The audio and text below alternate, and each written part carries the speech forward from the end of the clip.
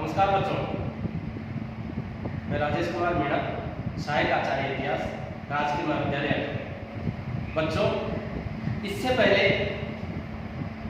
अपन ने पढ़ा था पानीपत के तृतीय युद्ध के कारण। हमारा जो अगला बिंदु है वो भी पानीपत के तृतीय युद्ध यानी अब्दाली और मराठा के बीच जो युद्ध हुआ, इसका भी विषय उसी से संबंधित है। आज हम पढ़ेंगे पानीपत के तृतीय युद्ध में मराठों की पराजय के कारण।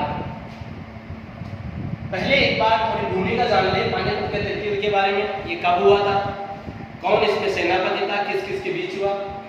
पानीपत का तृतीय युद्ध 14 जनवरी 1761 को हुआ था और जो शक्तियां थी जिनके मध्य यह हुआ वो शक्तियां थी, एक तरफ था विदेशी आक्रांता अफगान अहमद शाह अब्दाली और एक तरफ भारत की बहुत ही मजबूत शक्ति मराठा, जिनका महाराष्ट्र में अपना अलग ही दबदबा था।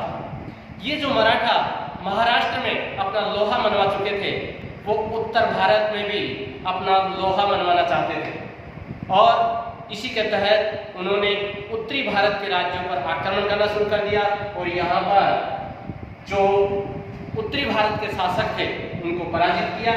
उनसे उन्होंने चौथ और संदेश मुखी कर वसूल करने शुरू कर दिए। ये जो मराठा है बड़े महत्वाकांक्षी थे और ये दक्षिण भारत के साथ उत्तर भारत में भी अपना प्रभुत्व स्थापित करना चाहते थे। लेकिन उसी समय जो एक विदेशी शक्ति थी अहमद शाह अब्दाली, उसने भारत की ओर नजर डाली और इसने 1752 से लेकर के 1761 तक कई बार भारत पर आक्रमण किए, जिसमें जो सबसे प्रमुख युद्ध हुआ वो था पानीपत का तृतीय युद्ध। इसमें मराठा सेनापति थे सदाशिवराव भाऊ और मराठा तोपखाना का नेतृत्व किया था इब्राहिम खां गारदी ने। इस युद्ध के प्रत्यक्षदर्शी इतिहासकार थे पंडित काशीराज। अब आगे हम देखते हैं कि ये जो युद्ध हुआ इसमें मराठा की पराजय के क्या कारण थे। इस युद्ध में मराठों की पराजय का जो पहला कारण था वो था प्रतिद्वंदी सेनानायक। यानी युद्ध में जो सबसे बड़ा रोल होता है वो होता है सेनापति का। अगर सेना का सेनापति मजबूत है वो सेना विजय अवश्य होगी।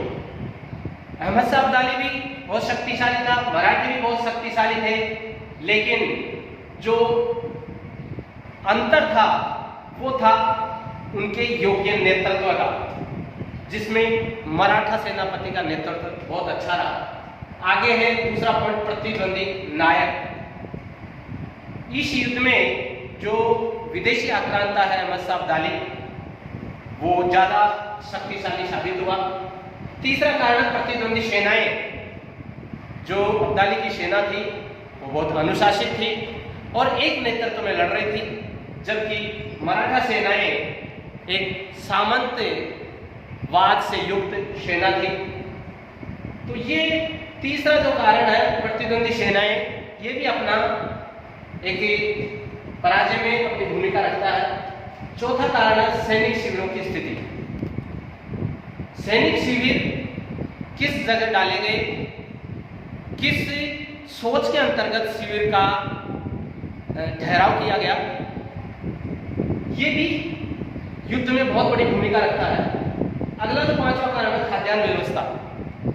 युद्ध बहुत लंबे चलते थे, कोई एक दिन का युद्ध नहीं होता था, महीनों भी चल जाते थे। उसकी रणनीति बनाना और फिर कब आक्रमण करना है, किधर से आक्रमण करना है, उसके अंतर्गत बहुत लंबा समय लगता था। अभियान में काफ़ी समय लगता है, कूच करने में काफ़ी समय लगता है। तो ये जो खाद्यान्न की व्यवस्था ये पहले से ही रखनी पड़ती है कि कितनी सेना है, विशाल सेना है बहुत ज़्यादा, तो उसके हिसाब से खाद्यान्न व्यवस्था करनी पड़ती है। तो ये जो व्यवस्था है इसकी बड़ी भूमिका होती है युद्ध में। अगला है छठा कारण तोपखाना। जो तोपखाना है इसका बड़ा रोल था युद्ध में। तोपखाना भी एक पराजय और विजय का कारण है, क्योंकि तोपखाना अगर मजबूत है तो उसके सामने जो दुश्मन है वो टिकता नहीं है। अगर तोपखाना कमजोर है तो सामने वाली जो सेना है वो हावी हो जाती है।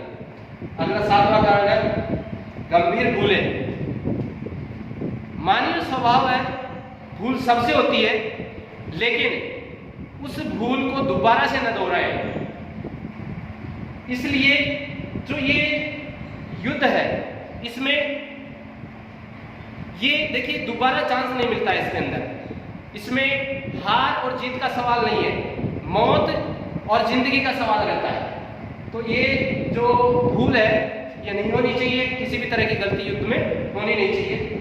आठवां कारण है सदाशिवराव भाव का संयम खोना। जो सदाशिवराव भाव है उसके पास अनुभव की कमी थी, जबकि अहमद शाह अब्दाली के पास बहुत लंबा अनुभव था। तो अनुभव की कमी के कारण सदाशिवराव भाव संयम खो चुके थे।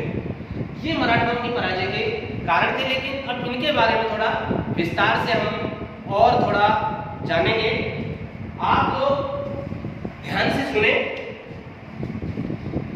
जो प्रतिद्वंदी सेना नायक है पहला कारण है, इसमें देखिए निसंदेह सदाशिवराव भाव एक महान और पराक्रमी सेना नायक था। दक्षिण के अनेक युद्धों में उसने शानदार सफलताएं प्राप्त की थी, लेकिन उसे उत्तर भारत के मामलों और यहाँ की भौगोलिक जानकारी का अभाव उसमें, और इसी कारण जो अहमद शाह अब्दाली है उसका पलड़ा भारी रहा। अहमद शाह अब्दाली बहुत दूरी से आया था, लेकिन शांति के साथ युद्ध का नेतृत्व कर लिया और अंतिम दाव के लिए उसने 10,000 सैनिकों का दस्ता सुरक्षित रखा और इस सुरक्षित दस्ते से ही उसने युद्ध का पासा पलट दिया। दूसरा कारण था प्रतिद्वंदी नायक। अब्दाली के पास जहान खां, शाह पसंद खां, अताई खां, करीम खां, साहब अली खां और सबसे जो मुख्य है नजीब खां, ये सेना नायक थे, एक से बढ़कर एक सेना नायक। लेकिन सदाशिवराव के पास इनकी टक्कर का एक भी सेना नायक मराठा सेना में नहीं था। आगे जो तीसरा कारण है प्रतिद्वंदी सेनाएं। मराठा सेना थी वो सामंतवाद के दोष से दूषित थी। आपस में लड़ने वाले तथा प्रतिद्वंदिता रखने वाले सेना नायकों के नेतृत्व में मराठा सेना अपना अनुशासन खो चुकी थी। यहाँ तक कि मराठा सेना को मासिक वेतन भी नहीं चुकाया जाता था और सेना लूटमार के धन से ही अपना गुजारा करती थी। जो लूटपाट मराठा सेना करती थी उसी का उसमें वितरण कर दिया जाता था, जबकि अफगान सेना नायकों में एकता थी और संपूर्ण अफगान सेना का नेतृत्व एक सर्वोच्च सेना नायक कर रहा था और संपूर्ण अफगान सेना अनुशासन में थी। चौथा कारण है सैनिक शिविरों की स्थिति। सैनिक शिविरों की स्थिति के बारे में हम जान चुके, लेकिन फिर भी देखते हैं। पानीपत का जो मैदान है इसमें भाव का शिविर भीड़ भाड़ से भरा हुआ था, जिसमें मराठा अधिकारियों की पत्नियां थी, उनकी रखेले थी और साथ में नौकरानियां थी। इस तरीके से बहुत बड़ा कबीला लेकर के वो चला था, जिसमें असंख्य नर नारी शामिल थे। जबकि जो अब्दाली था वो जिस प्रकार से मराठों ने औरतों को साथ में लिया, रखेलों को साथ में लिया, वैसे अहमद शाह अब्दाली ने नहीं किया और इसका फायदा उसको मिला। पांचवा कारण है खाद्यान्न व्यवस्था। खाद्यान्न की पर्याप्त व्यवस्था भी मराठा को पराजय का प्रमुख कारण बनी। मराठा शिविर में भूखमरी की स्थिति पैदा हो गई।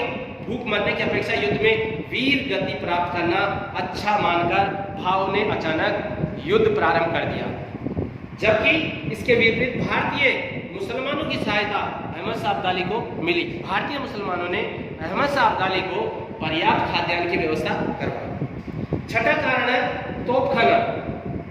मराठों के पास भारी वजन की तोपें थी। इन भारी वजन की तोपों को मराठा इधर उधर घुमाने में कामयाब नहीं हुए और युद्ध के प्रत्यक्षदर्शी इतिहासकार काशीराज का कहना है कि उनके गोले अफगान सैनिकों के ऊपर से होते हुए लगभग 1 मील की दूरी पर जाकर गिरते थे। जबकि अब्दाली का तोपखाना हल्का था और गतिशील था। हल्के तोपखाने को घुमाना बड़ा आसान रहता है, जहां पर वो निशाना लगाते थे वहीं जाकर उनका तोपखाना उस सेना पर गिरता था। इस कारण से भी जो अहमद शाह अब्दाली विजयी हुआ। सातवां, गंभीर भूलें। पानीपत में मराठों की पराजय के लिए उनके द्वारा समय समय पर की गई गंभीर भूलें भी कम उत्तरदायी नहीं थी। आठवां कारण है सदाशिवराव भाव का संयम खोना। पानीपत के युद्ध में मराठों की पराजय का अंतिम कारण सदाशिवराव भाव द्वारा अपना संयम खो देना था। पेशवा के पुत्र विश्वासराव के मरते ही सदाशिवराव भाव अपना आपा खो बैठा और बिना आगे पीछे देखे वह शत्रु की सेना में घुसता चला गया और मारा गया। ये सब मराठों की पराजय के कारण थे।